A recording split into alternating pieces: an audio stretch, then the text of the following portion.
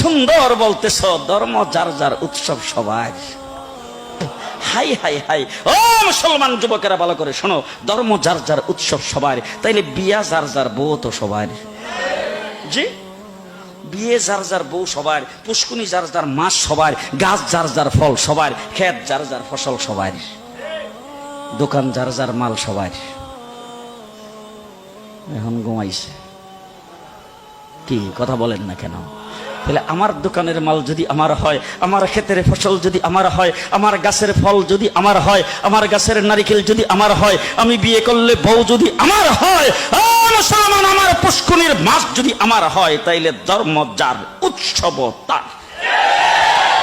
ধর্ম যার উৎসব, আরো জোরে, ধর্ম যার উৎসব, ধর্ম যার উৎসব তার। ও আমার ভাইরা, হিন্দুরা আমার দেশে যারা বসবাস করে তারা আমার দেশের নাগরিক ভাই। কি ভাই? নাগরিক ভাই। সুতরাং নাগরিক সুযোগ সুবিধা যেটা বুক করার সেটা তারাও বুক করবে। রাষ্ট্রের নাগরিক সুযোগ সুবিধা তারা বুক করবে। আমরা মুসলমানের দেশ, বাংলাদেশ সাম্প্রদায়িক সম্প্রীতির দেশ। আমরা কোনোদিন তাদের পূজাতে আক্রমণ করব না, তাদের কোনো অনুষ্ঠানে আমরা বাধা দিব না, তাদের ব্যবসা বাণিজ্যে বাধা দিব না, তাদের চলাফেরাতে বাধা দিব না, তাদের কোনো কার্যক্রমে বাধা দিব না। নাগরিক সমস্ত সুবিধা তারা বুক করে বাংলাদেশে বসবাস করবে। এইটা দেওয়ার জন্য যদি আমাদের কোনো যুদ্ধ জাহাদ করা লাগবে সেটাও আমরা করব। তবে মুসলমান কোনোদিন হিন্দুদের পূজায় যাইতে পারবে না। হিন্দু জীবন আমাদের কোনো পূজাই আসে না। ঠিক না বেঠিক? ঠিক না বেঠিক? হ্যাঁ মুসলমান, কি সুন্দর আমার দেশের মুসলমানদের ছেলেপেলাদের পর্যন্ত আজকে গায়ে রং লাগানো হচ্ছে। মুসলমানদের ছেলেপেলাদের ছেলে মেয়েদের গায়ে রং দেওয়া হচ্ছে। তার কারণটা কি বলে? ধর্ম যার যার উৎসব সবার।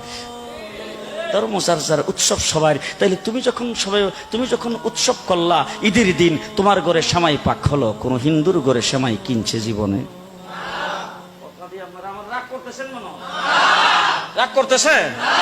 তোমার ঘরে যে তুমি সেমাই পাকাইলা ঈদের দিন হিসাবে, তোমার উৎসব হিসাবে, কোন মুসলমানের সেমাই পাক করা দেখা হিন্দু কোনদিন সেমাই পাক করছে?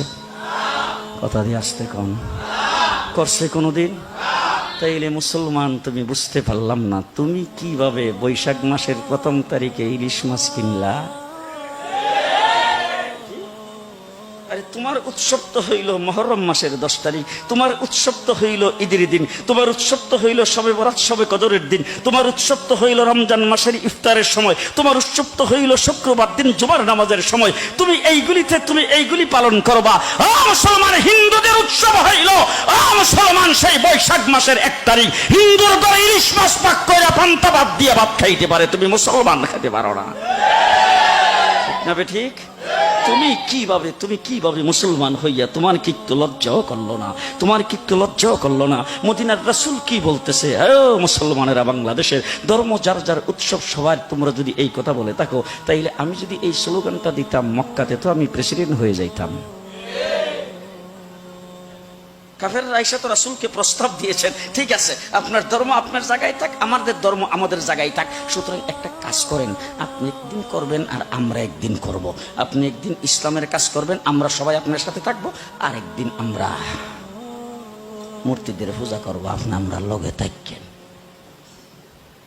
কথা এইটুক যদি করেন তাহলে বিনা বুড়ে প্রেসিডেন্ট। ঘুমে ধরছে না কিটা? বিনা বুড়ে, আপনারা বুট দিয়ে বানাইতে হবে না, আবার রাত্রের বেলা বাক্স পরা লাগবে না, দিনের বেলা সেন্টারও দখল করা লাগবে না, এমনি আপনি প্রেসিডেন্ট। আল্লাহ রাসূল সাল্লাল্লাহু আলাইহি সাল্লাম তো তোমরা তোমাদেরটা নিয়ে থাকো।